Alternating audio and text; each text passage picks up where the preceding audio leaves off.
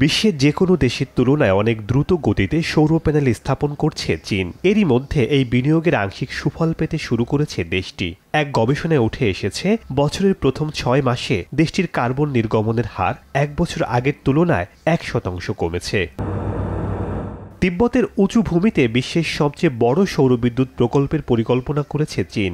স্থানীয় কর্মকর্তারা জানান, এই সৌর প্রকল্পের আয়তন হবে 610 বর্গ কিলোমিটার, যা যুক্তরাষ্ট্রের শিকাগো শহরের চেয়ে বড় বলে জানান এই প্রকল্পের পরিচালক। সৌর প্যানেলের উপরের স্তরে বিদ্যুৎ উৎপাদন হবে, প্যানেলের নিচে ঘাস জন্মাবে, সেখানে গ্রামবাসীরা ভেড়া চড়াতে পারবে। আগে এ ধরনের পরিকল্পনার ক্ষেত্রে কেবল উন্নয়নের একটি সমতল মডেল ছিল, এখন এটি একটি ত্রিমাত্রিক কাঠামোতে রূপান্তরিত হয়েছে।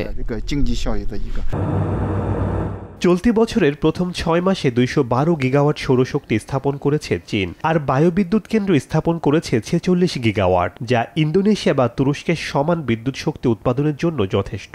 বিশেষজ্ঞরা মনে করছেন 2030 সালের আগেই চীন কার্বন নির্গমনে সরকারি লক্ষ্যমাত্রা ছাড়িয়ে যাবে। 2030 সালের মধ্যে সৌর ও বায়ুশক্তির সম্মিলিত 1200 গিগাওয়াট উৎপাদনের লক্ষ্য রয়েছে দেশটির। ইতোমধ্যেই 1000 গিগাওয়াটের বেশি সৌর প্যানেল স্থাপন করেছে শি জিনপিং এর দেশ, যা বিশ্বের মোট স্থাপিত সৌর ক্ষমতার অর্ধেকের সমান।